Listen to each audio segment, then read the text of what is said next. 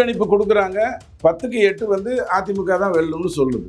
Exit போல் கொடுக்குறாங்க 7க்கு 4 வந்து திமுக வெல்லும்னு சொல்லுதுன்னா இது எதுக்காக பண்றாங்க? இந்த ஒரு 5 நாள்ல என்ன லாபம்? இது வரைக்கும் சரியா சொல்லியிருக்கிறவன் யாரு? ஒரு 5 தேர்தல்களாக கரெக்டா சொல்லியிருக்கிறவன் இருந்தா அவன் சொல்றது கரெக்டா நடக்கும்னு நம்பலாமா வேண்டாமா? அன்பார்ச்சுனேட்லி அவனுக்கு ஒரு 7.5 வந்துருதுன்னா அது வேற விஷயம். 85 லட்சம் வாக்குகள் அவரிடம் இருக்கிறது. அது 15%. 15% வச்சுட்டு ஒன்றும் பண்ண முடியாது. ரொம்ப சிம்பிள். 3 டயர் வச்சுக்கிட்டு லாரி ஓட்ட முடியாது.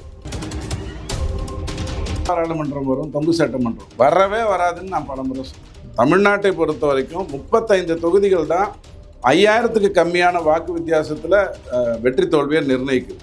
விஜய் வந்து 2 இடத்துல நிற்கிறாரு, பனையூர்லேயே தான் இருக்காரு. ஜெயிச்ச உடனே அவர் வந்து பனையூர்லேயே தன்னைத்தானே பார்த்துக்கலாம். வாங்க விஜய், எப்படி இருக்கீங்க? வெற்றி பெற்றீங்க, ரொம்ப வாழ்த்துக்கள், ரொம்ப சந்தோஷம் சார், உங்களால் தான் வெற்றி பெற்றேன். பேசிக்கிறதற்கான வாய்ப்புகள் இருக்கு.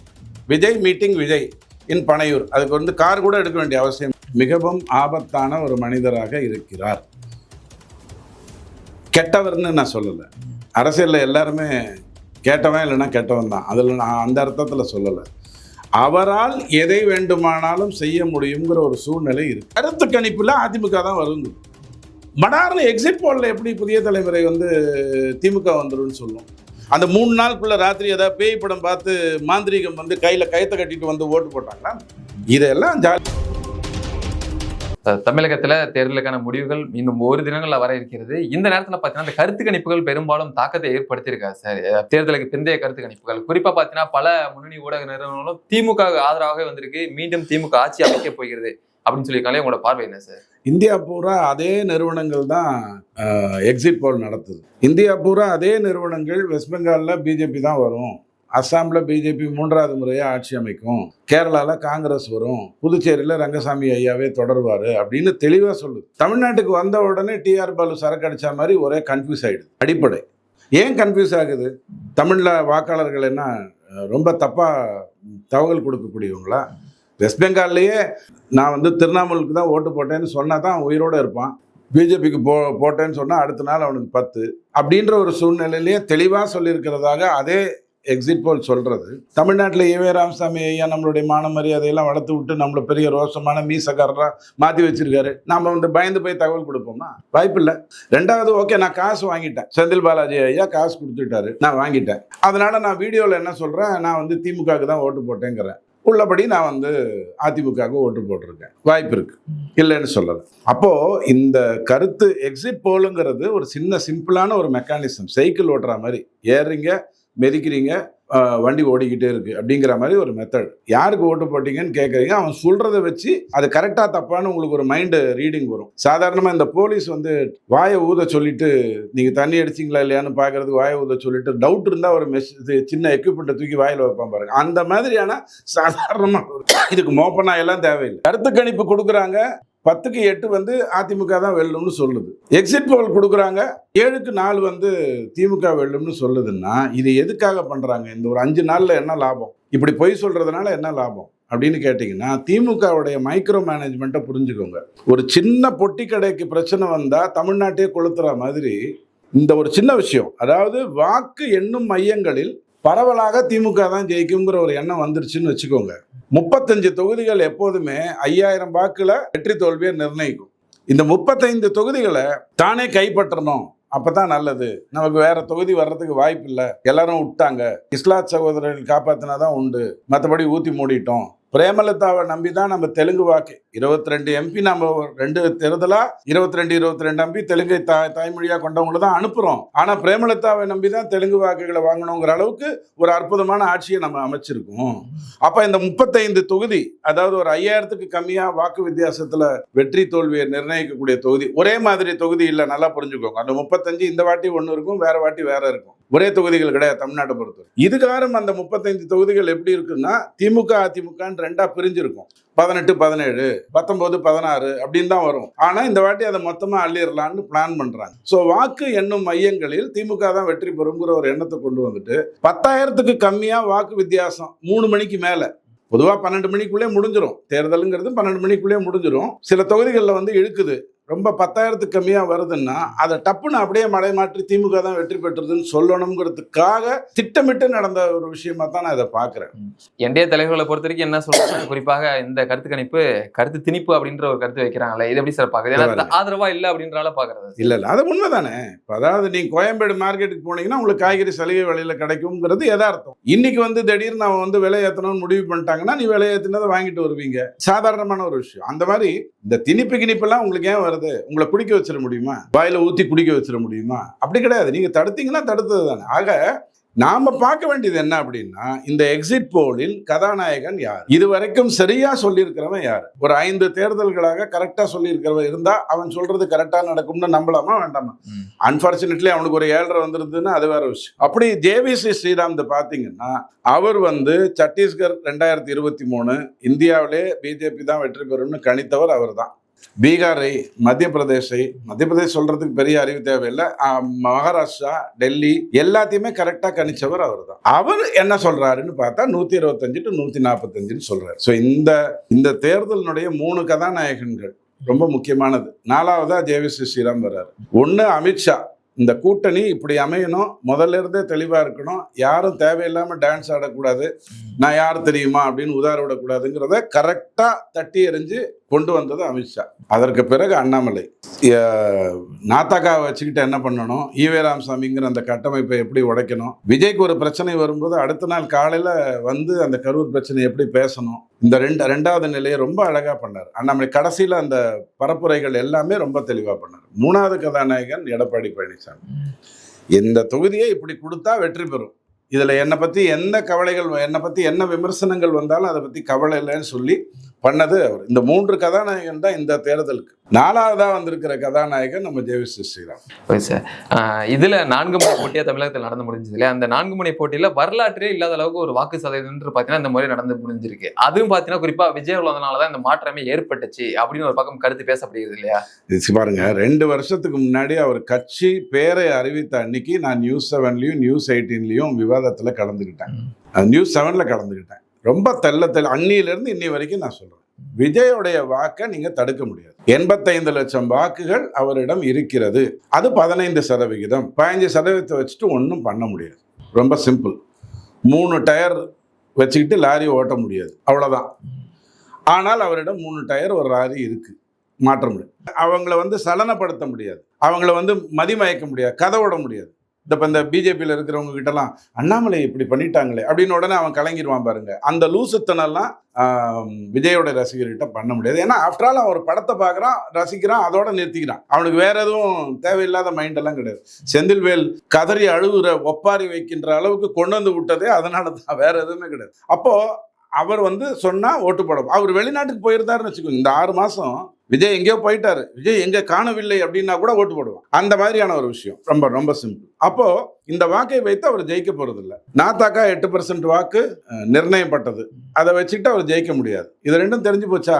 15% ஓட்டு போடல, 20% விஜய்க்கு போறாங்க, 8% நாத்தாக்கா, 28, 15, 43 அவுட். மீதி 57ங்கிறது இந்த 2 பேருக்கு தானே, திமுக அண்ட் அதிமுக தானே. 57ங்கிறது 26 தானே. 20 வச்சுக்கிட்டு 26 எப்படி ஜெயிக்கிறது? ரொம்ப சிம்பிள். 2வது உடனே தொங்கு பாராளுமன்றம் வரும், தொங்கு சட்டமன்றம் வரவே வராதுன்னு நான் பலமுறை சொல்றேன். தமிழ்நாட்டை பொறுத்த வரைக்கும் 35 தொகுதிகள் தான் 5000க்கு கம்மியான வாக்கு வித்தியாசத்துல வெற்றி தோல்வியை நிர்ணயிக்குது. 200 தொகுதிகள் 10லிருந்து 20% வாக்கு வித்தியாசத்துல கொடுக்குது. இங்க எப்படி தொங்கு வரும்? 33% ஒரே தேர்தலில் ஒருத்தர் கொண்டு வர்றதுங்கிறதெல்லாம் சாத்தியமே இல்லாத ஒரு விஷயம். அண்ணா ஹசாரே வரும்பொழுது அப்படித்தான் நடக்கும்னு கதை விட்டாங்க. எல்லாருமே இன்னொரு மகாத்மாவை கண்டுபிடிச்சிட்டாங்க அண்ணா ஹசாரே அப்படின்னாங்க. டெல்லியிலையும் பஞ்சாப்லையும் மட்டும்தான், டெல்லியில மட்டும்தான் முதல்ல பண்ண முடிஞ்சது, பஞ்சாப்ல மட்டும்தான் அடுத்தது பண்ண முடிஞ்சது கெஜ்ரிவாலால. இன்னி வரைக்கும் வேற எந்த இடத்துலயும் அவரால் வளர முடியல. இதெல்லாம் ரொம்ப சிம்பிள் கான்செப்ட். இவருடைய வாக்கு குமாரசாமி மாதிரி ஒரு 4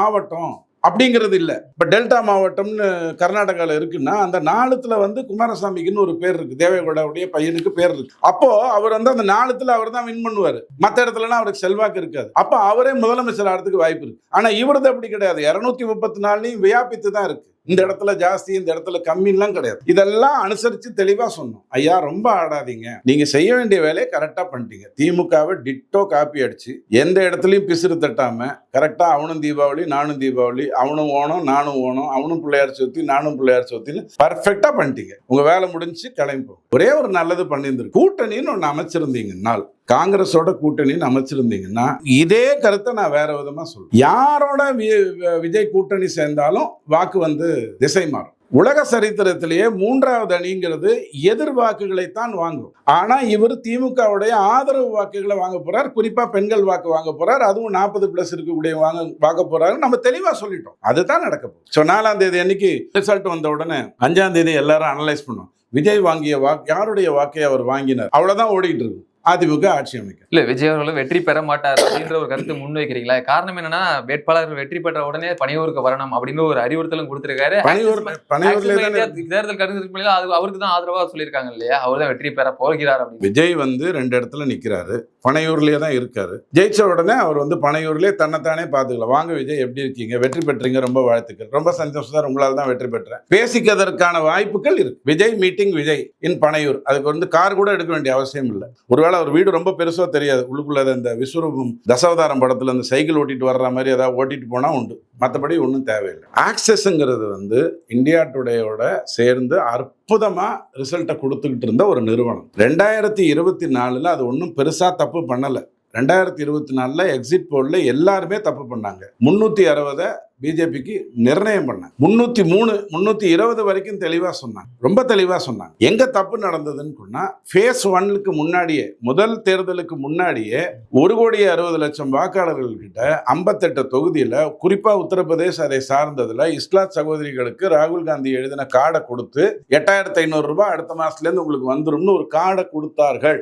அதை யாரும் கண்டுக்காம விட்டது பெரிய தப்பா போச்சு. எக்ஸிட் போல்ல இது வெளில வராது. ஒரு பெரிய கல்யாண சாம்பார் பாத்திரத்துல பெருங்காயத்தை உள்ள போட்ட மாதிரியான ஒரு விஷயம், வேற எதுவுமே கிடையாது. அப்போ எல்லாருமே தப்பா சொன்னாங்க. ஏன்னா இது கணிக்கிறது கஷ்டம். எப்படி கணிக்கிறது? 90 கோடி வாக்காளர்கள்ல 1,60,00,000 எப்படி போய் பிடிக்கிறது? அந்த மாதிரி பண்ணாங்க. ஆக்சஸ் அதுக்கு ரொம்ப உணர்ச்சி வசப்பட்டு, ஐயோ நான் தப்பு பண்ணிட்டேனேன்னு ஓங்கி அழுதார். எல்லாம் நடந்தது. ஆனால் முக்கியமான ஒரு விஷயம், இந்தியா டுடேல இருந்து ராகுல் வெளில வந்தார். ராகுல் வெளில வந்து என்டிடிவிக்கு ஜாயின் பண்ணார். இந்தியா டுடேயோடைய கண்ட்ரோல் வந்து ராஜ்தீப் சர்தேசாய் கிட்ட போச்சு. ராஜ்தீப் சர்தேசாய் பக்கா மோடி எதிர்ப்பாளர்.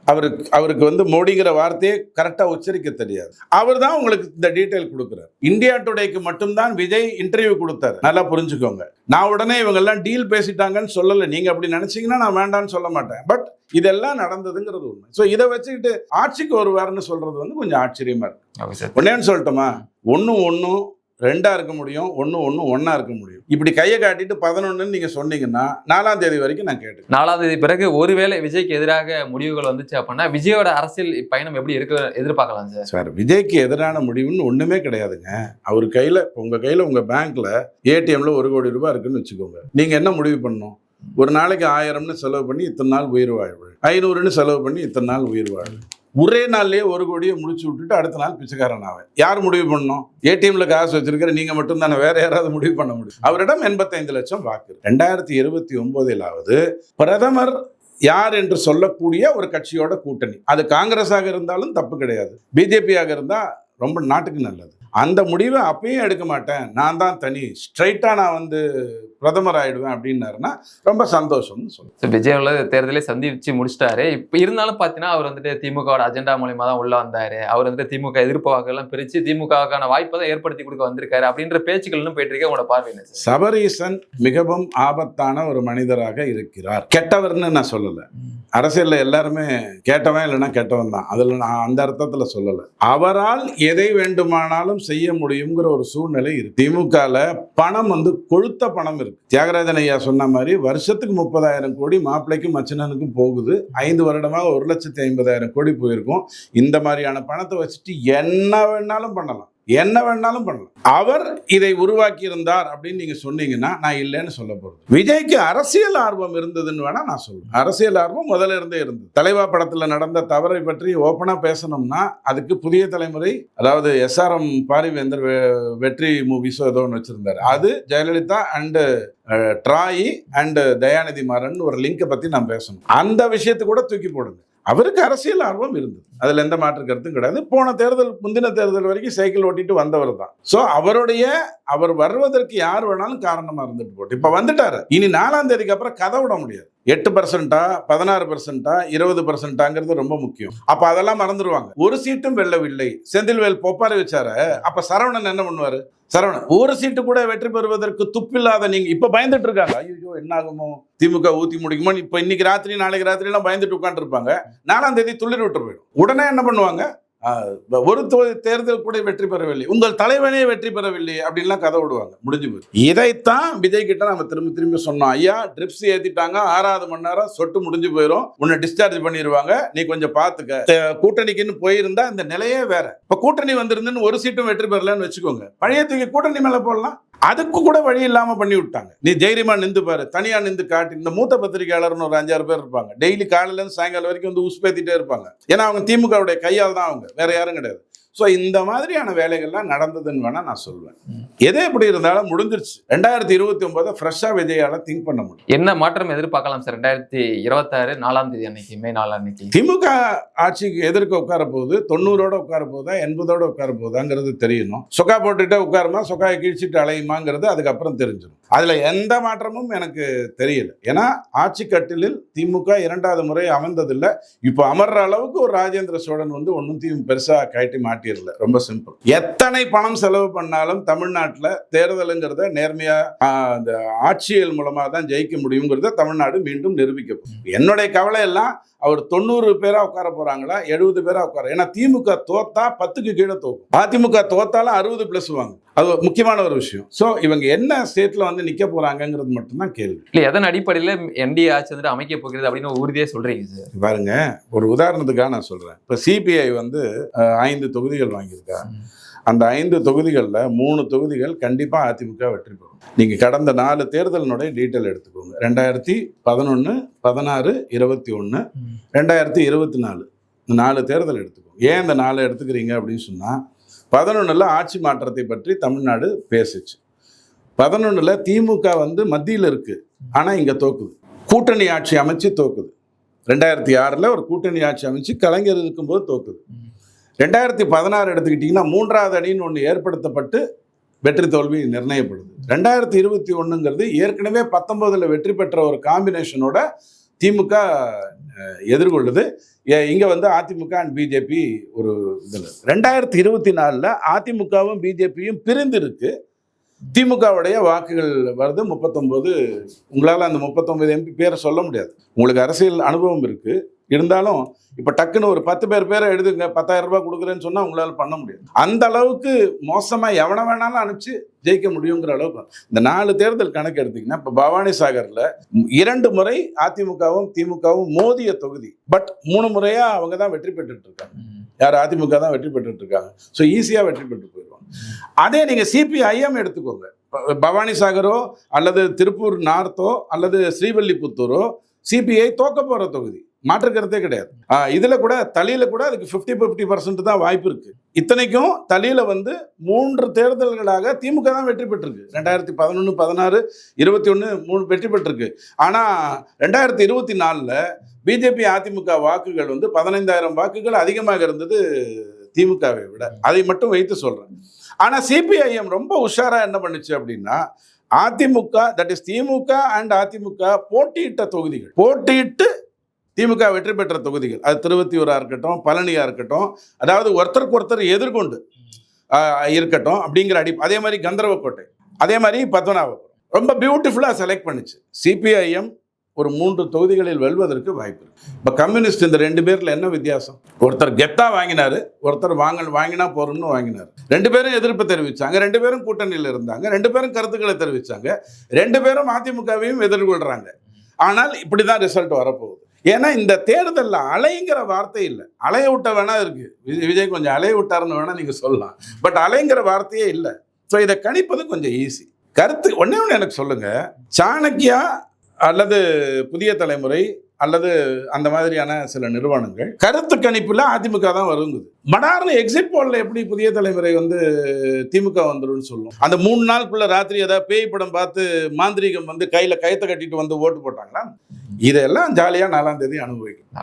5 மாநில தேர்தல் முடிவுகள் எப்படி இருக்கும், எங்க இருந்துட்டு பாஜக ஆட்சி அமைக்கும் அப்படின்றது எப்படி சார்? அஸ்ஸாம் 3வது முறையாக பிஜேபி வருவதற்கு நேர்மையான காரணம் நான் ஒன்னே சொல்றேன். இந்தியாவில் வந்து இன்னைக்கும் கிட்டத்தட்ட பாதிக்கு பாதி இடங்கள்ல வந்து காங்கிரஸ் அண்ட் பிஜேபி தான் சண்டை போடுது. மமதாவோ அல்லது கெஜ்ரிவாலோ அல்லது திமுகவோ அல்லது ராஜசேகர் ரெட்டியோ, அதாவது அவருடைய பையன் கிரண் ரெட்டியோ எந்த ஒரு மாற்றத்தையும் ஏற்படுத்திட போறதில்லை. கெஜ்ரிவாலோ யாரா இருந்தாலும் இவங்க தான் மெயினா இருக்காங்க. அஸ்ஸாம்ல காங்கிரஸால தன்னை நிலைநிறுத்தி கொள்ள முடியல. தேவையில்லாத ஒரு குற்றச்சாட்டை வைக்கிறாங்க முதலமைச்சர் மேல. 3வது முறையா ஜெயிக்க போறோம். இந்த பிஜேபி வந்துரும்னு திமுக பயப்படுது பாருங்க. அது வந்து இந்த தேர்தலை வெற்றி பெற்றுங்கிறதுக்கு இல்ல, வந்துருச்சுன்னா அதுக்கப்புறம் அதை தோக்கடிக்கவே முடியாதுன்னு தெள்ள தெளிவா தெரியும். அதுக்குதான் இந்த வந்துருங்கிற கதையை வந்துருச்சுடா டே அப்படின்னு துரைமுருகன் சொன்னா கூட இல்ல வந்துரும் சொல்லி. அப்ப அஸ்ஸாம் வாய்ப்பு.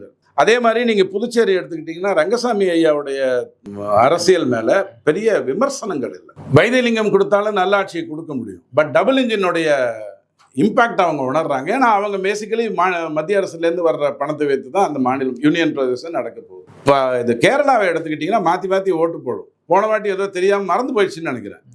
யாருக்கு ஓட்டு போட்டோம்? காங்கிரஸுக்கு. அப்படியா? அப்போனா இந்த வாட்டி கம்யூனிஸ்ட். எவனோ ஒருத்தன் தவறாக தகவல் கொடுத்தா ஏன்னா அறிவாளிகள் இருக்கிற ஒரு மாநிலம். இந்தியாவில் வந்து எந்த இதுலேயும் முன்னாடி இல்லாத ஒரு மாநிலம். கடவுளின் மாநிலம்னு சொல்லக்கூடிய இடத்துல இருக்கும். ஆனால் நாய்கறி எல்லாம் கொண்டு வந்து கன்னியாகுமரியில் போடும். சுரநாய்கள் எல்லாம் கொண்டு வந்து மருத்துவ கழிவுகள் எல்லாம் கொண்டு வந்து இங்கே போடும். அரிசி எல்லாம் கடத்திக்கிட்டு போகும். இப்படி ஒரு அற்புதமான மாநிலம். அந்த மாநிலம் மாற்றி ஓட்டு போடும். போன வாட்டி இந்த பாபா படத்தில் இந்த விரல் கொஞ்சம் நகர்ந்த உடனே எல்லாரும் தப்பு பண்ண மாதிரி மாற்றி போட்டாங்க. தெரியாமல் திரும்ப கம்யூனிஸ்ட் போட்டு இந்த வாட்டி ஒழுங்கா காங்கிரஸுக்கு போட போகிறோம். ரொம்ப சிம்பிள். வெஸ்ட் பெங்கால் தான் ரொம்ப முக்கியம். வெஸ்ட் பெங்கால் மிகவும் ஆபத்தான ஒரு பொசிஷனுக்குள்ளே போயிட்டு இருக்கு. கிட்டத்தட்ட 24 வருடங்கள் காங்கிரஸும் 34 வருடங்கள் ஜோதிபாஸ் ஒரே ஒரு முதலமைச்சருங்கிறதும் அப்புறம் பட்டாச்சாரியான்னு ஆதிக்கம் செலுத்தக்கூடிய அளவில் இருந்த ஒரு மாநிலம். இம்ப்ரூவ் பண்ணணும்னு முடிவு பண்ணியிருந்தா எங்கேயோ கொண்டு போயிருக்கலாம். ஜோதிபாசுவெல்லாம் யோசித்து செயல்படக்கூடியவர் தான். இத்தனை வருடம் நான் முதலமைச்சராக இருக்கேன். கல்கட்டாவுடைய நிலைமை இங்கேருந்து இங்கே போகணும். ஒரு வீடு இருக்குன்னு வச்சுக்கோங்களேன், மாடிப்படியை மாற்றி அமைப்போம் சௌரியத்துக்காக. வீட்டை கூட அப்படி பண்ணுவோம். பட் நாட்டை பண்ணலை. மமதா இன்னும் மோசமான நிலைமை கொண்டு வந்து விட்டாங்க. கேவலமான நிலைமை கொண்டு வந்து, ஆபத்தான நிலைமை கொண்டு வந்து விட்டாங்க. இங்கேயாவது திமுகவுடைய பிரிவினைவாதமாவது 50% அட்டக்கத்தி. ஆனால் அங்கே கிடையாது, நெஜக்கத்தி. ஏன்னா பங்களாதேஷ்லேருந்து ஓடி வர்றாங்க. ஸோ முடிச்சே ஆகணுங்கிற ஒரு சூழ்நிலையில் இறங்கிச்சு. போன வாட்டியே பிஜேபி பண்ணியிருக்கோம். எங்கே மிஸ் ஆச்சுன்னு தெரியல. இந்த வாட்டி ஏறத்தாழ நெக் டு நெக்குங்கிறாங்க. நெக் டு நெக்குன்னு உடனே எழுதி வச்சுக்கோங்க. இது உடனே விலைக்கு வாங்கிட்டாங்கிற கருத்துக்குள்ளே வரும். நெக் டு நெக்காக இருந்ததுன்னா உடனே ஒரு 30 பேர் டிஎம்சியிலேருந்து பிஜேபிக்கு தாவும். அங்கே ஆல்ரெடி ஆர்.என். ரவி இருக்கார். சட்ட ஒழுங்கு பார்த்துக்கிறதுக்கு அவங்களுக்கு தெரியும். ஃபுல்லாக கமாண்டர்ஸை கொண்டு வந்து ஒரு இந்த வெஸ்ட் பெங்கால்லேருந்து இருந்த ரவுடிகளையும் பொறுக்கிகளையும் இந்த தீவிரவாதிகளையும் தீவிரவாத சிந்தனை உள்ளவங்களையும் பிரிவினைவாதிகளையும் பங்களாதேஷிகளையும் தூக்கி போட்டால் தான் அந்த நாடு நமக்கு நல்லது தரும். அப்படி தான் அது நடக்க போகுது. ஸோ 5 மாநில தேர்தல் என்னை பொறுத்த வரைக்கும் பிஜேபிக்கு எந்த விதத்துலையும் பிரச்சனை இல்லை. 4:1ங்கிற அடிப்படையில் தான் அது முடியும். மீண்டும் இணைந்து பேசும் தகவல் கொடுத்தமைக்கு நன்றி சார்.